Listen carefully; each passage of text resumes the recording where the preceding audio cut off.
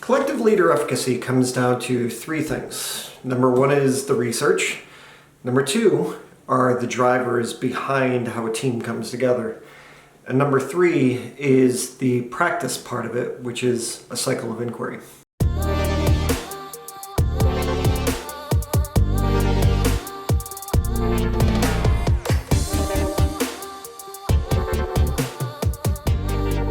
So let's start with the research first. Collective leader efficacy is actually a fairly new concept in education. It's been around for about a decade. And one of the reasons why it's important is because for a long time we've talked about collective teacher efficacy. And the comments were always, principal's role is to set up an opportunity for teachers to engage in learning together. Very important. But the reality is, we know that school principals are responsible for formal observations. They're being asked to do walkthroughs and learning walks. They're being asked to talk about learning much more than they did in the past, which is that struggle between finding balance of instructional leadership and that of management. So when we look at collective leader efficacy, the definition that I have in my book, Collective Leader Efficacy, Strengthening Instructional Leadership Teams, is that collective leader efficacy is really a shared conviction among a school leadership team that they can have an impact, a positive impact on student achievement and student growth. Now that's really important because many times what happens is when a team comes together, especially an instructional leadership team or a shared decision-making team, not everybody really understands why they're there. In fact, I've done a lot of leadership coaching with leadership teams, and there have been times that people on the leadership team, teacher leaders, instructional coaches, really didn't understand what their role was, which leads me to the second piece, which is that of drivers. Now, drivers, that wording comes from Michael Fullen, who actually wrote the foreword to my book. And Michael always talked about the fact that drivers were these things that impacted 100% of teachers and students within a building. And they were a positive direction toward improvement. It was about focusing on something that was really important and was going to impact a school community. So I looked at the drivers, and there are drivers that were pre-established. Ken Leithwood has done a great deal of work in collective leader efficacy.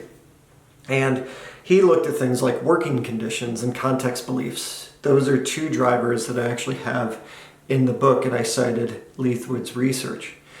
But we also have things that I think are really important, especially when we're talking about this time during COVID or mental health and well-being. I wrote a blog about a year ago for Education Week, my Finding Common Ground blog, where I focused on why we need to be concerned about the mental health of school principals, and it was shared 13,000 times in 24 hours.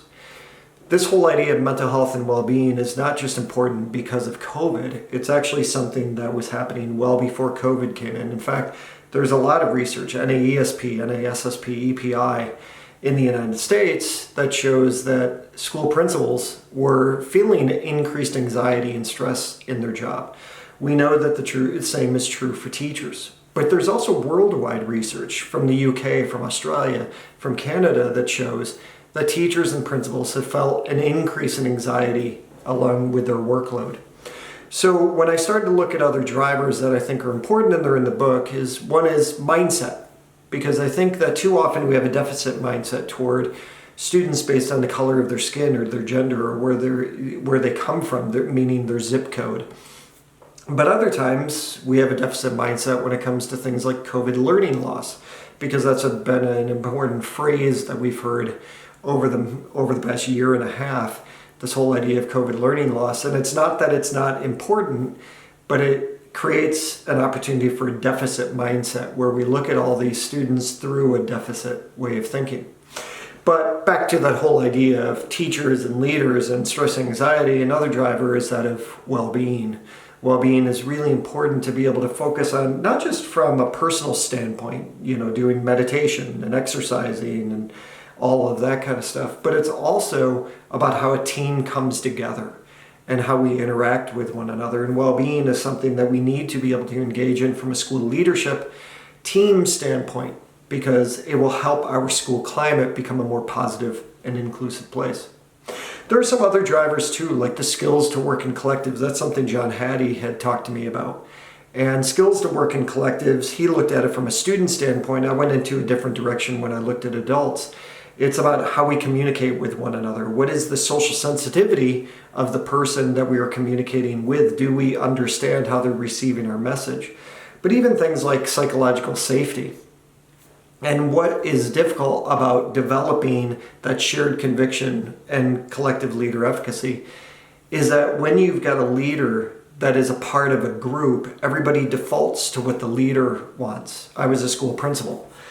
And what we try to do is lower our status and raise the status of the people around us, because we know that is where the true learning is going to come from, where the dialogue is going to come from, and where some really innovative ideas are going to come from. So the skills to work in collectives, how we communicate and how we have social sensitivity, really important.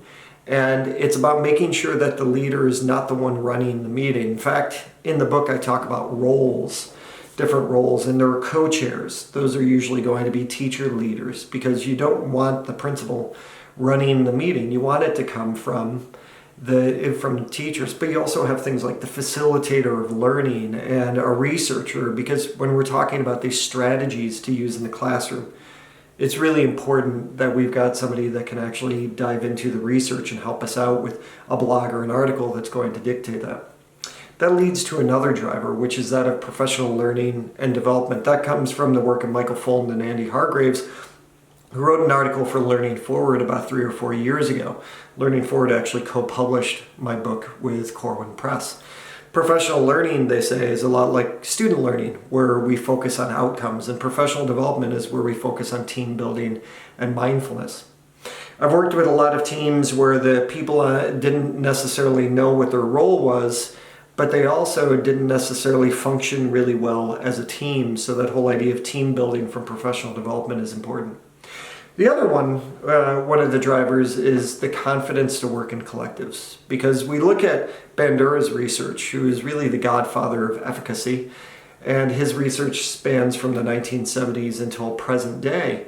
And he had 4 experiences that actually were known to actually help foster efficacy: mastery experiences, vicarious experiences, social persuasion, and effective states. So all of these drivers, including the confidence to work in collectives, come from those 4. They're interrelated with those 4. So the research is about building and developing a shared conviction among a leadership team, including a principle that we know is the one with status. So lowering status, raising the status of the people around. Drivers are how we actually come together as that team. Think about Andy Hargraves and Michael Fulton's work around professional development and team building. One of the things that I learned when I wrote a book called Collaborative Leadership: 6 Influences That Matter Most is that many times collaboration doesn't work any better than if we did it on our own, because we don't challenge each other's thinking. That comes from the research of Kuhn, who is very popular when it comes to collaboration. So these drivers are really meant to engage people into that authentic collaboration that we so very much need during this time. We need that collaboration to happen, be human, and also be impactful, because we can change strategies of what teachers might do in the classroom or what we might do as school leaders in a faculty meeting, but it doesn't necessarily mean it's going to impact student learning. So we need to look at the idea of changing strategies and improving on those strategies, but also collecting evidence of impact. Which leads us to the third piece of developing collective leader efficacy among our school leadership teams. And that's a cycle of inquiry. Cycles of inquiry have been around for a long time. But I developed one that I wanted to do a little bit more reflective thinking. So it starts with develop. Develop an idea in an area of where you want to focus on. It's going to be based on evidence. I work with school leadership teams that are focusing on their English language learners or a high number of failures, because we saw a lot of that during COVID. But also, developing an idea of where we want to maybe be more innovative because of whatever our evidence is telling us. That leads into the whole idea of exploring how we do this work already. See, that's one of the areas where I think that people in my position as consultants and school leadership coaches make a mistake. They often jump into these strategies and they make teachers feel like everything they did until now was wrong. That's a problem. So explore, after develop, and then we go into explore. Explore is really about exploring how we engage in these practices already and how we could go deeper with them. And then we jump into inquire, which is really where we develop a problem statement and a theory of action. If I do this, then I can do that, right? And then we move into plan, where we use a program logic model. And we develop a plan as far as what are the resources we need, what are the actionable steps based on those theories of action. And that leads into implementation, where we actually will be purposeful about those action steps we need to take. And I usually talk to schools about making sure you're only doing 2 or 3, because you don't want a list of 10 or 12, because what we know from research too is if you have too many choices, you choose not to choose at all. And that ends with evidence of impact. John Hattie once said, if you're reflecting without evidence, you're just remembering it the way you think it happened, not necessarily the way that it did. So we need evidence to understand. And maybe when it comes to collective leader efficacy in the book, one of the things that I talk about is maybe we look at 3 pieces of evidence.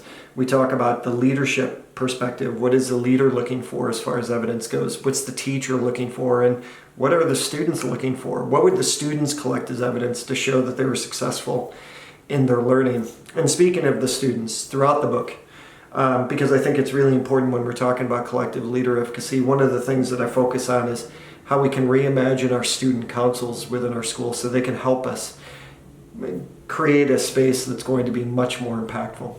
So collective leader efficacy is based on 3 things. The research I have been doing over the past 1.5 years, not just from research that was done previously, but also from the school leaders and school leadership teams that I work with. The drivers are the necessary components we need to understand about our working conditions and our mindset and our well-being, but also our skills when we come together, and those roles that we can take on that can shift from month to month as well. And then it goes into that cycle of inquiry. That cycle of inquiry is really important because that's where we keep diving deeper into the learning.